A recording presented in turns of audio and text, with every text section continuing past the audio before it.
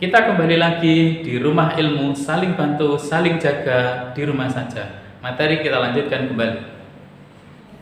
Setelah kita mengukur massa jenis air dan kemudian mengukur 3 buah kubus, dan kemudian ketiga kubus tadi dimasukkan ke dalam zat cair, dan kemudian kita dapatkan hasilnya adalah tenggelam, melayang, dan terapung. Mari data kita masukkan ke dalam tabel untuk kita analisa. Untuk yang pertama, kubus yang berwarna kuning itu massa jenisnya 0,24, sedangkan massa jenis air adalah 0,99 gram per mililiter. Dan yang terjadi, kubus yang berwarna kuning menjadi terapung. Nah, di sini terlihat bahwa massa jenis air itu lebih besar daripada massa jenis zat padat atau massa jenis kubus yang berwarna kuning. Nah, atau artinya bahwasanya massa jenis kubus yang berwarna kuning itu lebih kecil daripada massa jenis air. Yang kedua, itu kubus yang berwarna hijau. Kubus yang berwarna hijau itu massa jenisnya adalah 0,93. Sedangkan untuk massa jenis air adalah 0,99 gram per mililiter. Nah, yang terjadi, kubus berwarna hijau itu melayang-layang di air. Nah, di sini terlihat bahwasanya untuk massa jenis kubus yang berwarna hijau itu hampir sama atau bisa dikatakan sama dengan massa jenis air. Jadi dapat disimpulkan jika massa jenisnya sama antara zat padat dan zat cair, maka zat padat itu akan melayang di zat cair. Nah, yang ketiga, kubus yang berwarna merah. Kubus yang berwarna merah itu massa jenisnya 1,37, sedangkan massa jenis air adalah 0,99. Di sini dapat disimpulkan bahwasanya massa jenis zat padat kubus merah itu lebih kecil daripada massa jenis air, sehingga tenggelam ya. Saya ulangi, bahwasanya untuk massa jenis zat padat kubus yang berwarna merah itu lebih besar daripada massa jenis air, dan yang terjadi itu kubus yang berwarna merah itu tenggelam. Dari percobaan ini maka sudah terjawab bagaimana benda ini terapung, bagaimana benda ini melayang di air, dan bagaimana benda ini tenggelam di air ya. Jadi benda padat itu terapung di air jika massa jenisnya lebih kecil daripada massa jenis air, dan benda itu akan melayang di air jika massa jenisnya itu setara atau sama dengan massa jenis air. Dan yang satu lagi, benda itu tenggelam di air jika massa jenis zat padat itu lebih besar daripada massa jenis zat cair atau air.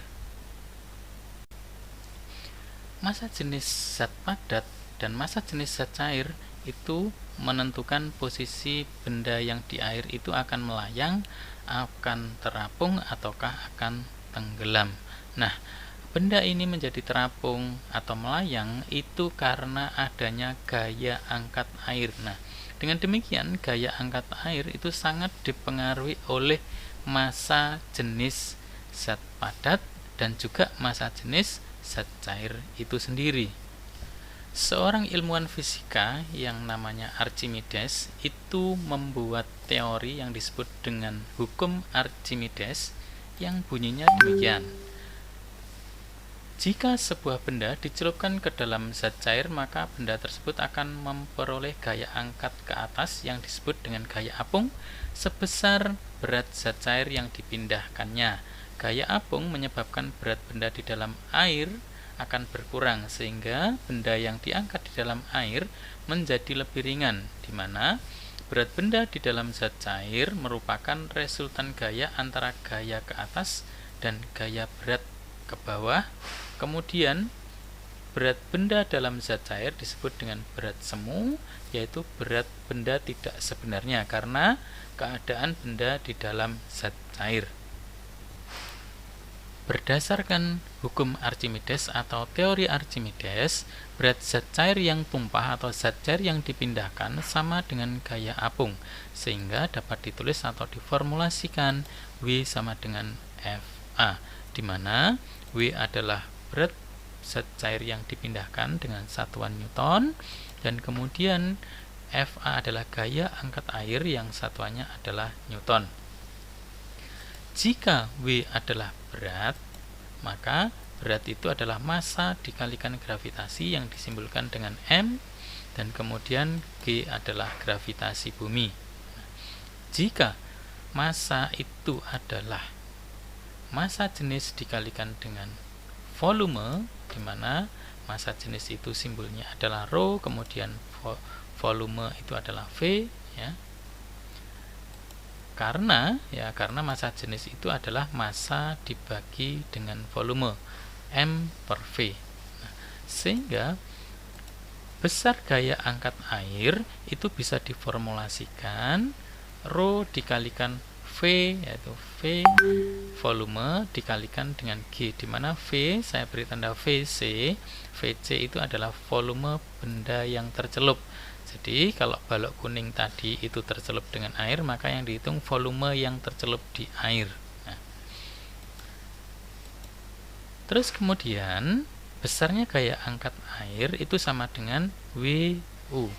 W di mana W adalah berat benda saat di udara dikurangi dengan berat benda saat di zat cair.